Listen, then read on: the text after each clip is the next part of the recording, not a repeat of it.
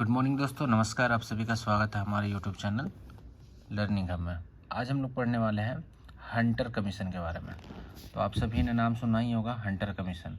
तो सबसे पहले मैं बता दूं, हंटर कमीशन जो है वो जालियांवाला बाग हत्याकांड जो वर्ष 1919 में हुई थी, उस घटना हत्याकांड की जांच करने के लिए हंटर कमीशन बनाई गई थी।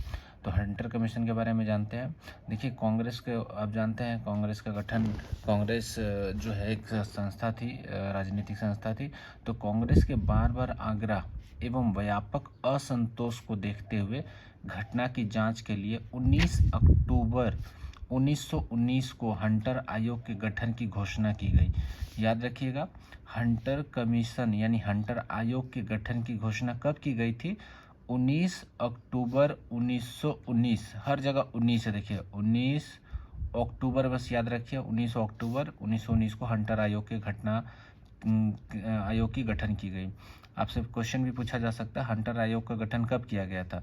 तो आपको ध्यान रखना, हंटर आयोग का गठन जो है 19 अक्टूबर 1919 को किया गया था। हंटर कमीशन के भारतीय सदस्यों में ये भी पूछा जा सकता है कि हंटर कमीशन में भारतीय सदस्य कौन कौन थे? तो हंटर कमीशन के भारतीय सदस्यों में चमनलाल सीतलवाड़ तथा वकील पंडित जगत नारायण, जो कि विधान परिषद सदस्य भी थे संयुक्त प्रांत के, H.C. स्टॉक्स तथा साहिबजादा सुल्तान अहमद खान, ग्वालियर राज्य के वकील थे। तो ये लोग थे जो है हंटर कमीशन के भारतीय सदस्य थे। हंटर कमीशन ने डायर पर कोई दंडात्मक या अनुशासनात्मक कार्रवाई नहीं की, क्योंकि डायर के कार्यों को उसके विभिन्न वरिष्ठों द्वारा माफ किया गया था। अब देखिए, हंटर कमीशन बेसिकली क्या था? जालियांवाला बाग हत्याकांड की जांच करने के लिए। और जालियांवाला बाग हत्याकांड में गोली चलाने का आदेश किसने दिया था? जनरल डायर ने। तो यही जनरल डायर के लिए जांच बिठाई गई थी। इसके जो कृत्य इन्होंने किया था, कुकृत्य, इनके जांच के लिए।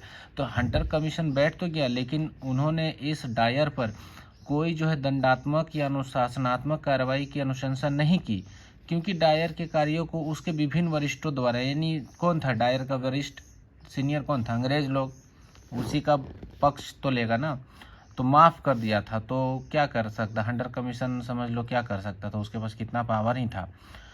वायसराय की परिषद ने, आप सभी को ज्ञात होगा कि वायसराय की परिषद होती थी, तो वायसराय की परिषद ने कहा कि राजनैतिक कारणों से उस पर कार्रवाई करना संभव नहीं है। उन्होंने, वायसराय की परिषद ने खुद ही कह दिया कि देखो ये पॉलिटिकल कारण है, इस वजह से जो डायर पे हम लोग कार्रवाई नहीं कर सकते हैं। तो ये साफ साफ यहाँ पे जाहिर हो गया, संभव नहीं है।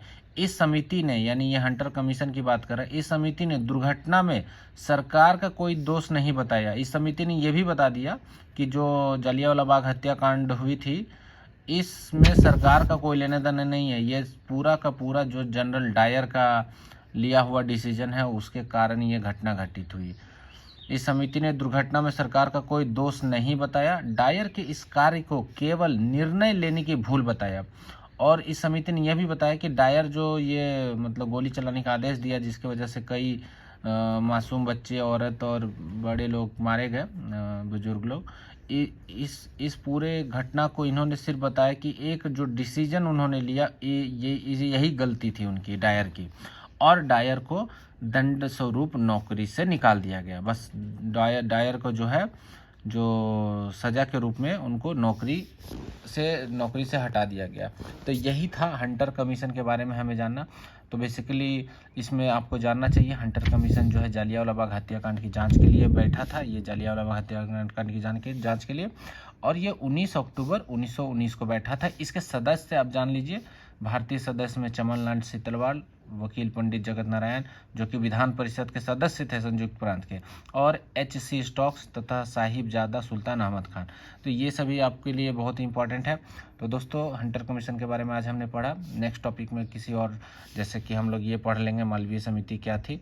तो ठीक है दोस्तों, वीडियो पसंद है तो लाइक कीजिएगा, शेयर कीजिएगा, सब्सक्राइब कर लीजिए लर्निंग हब को। Thank you.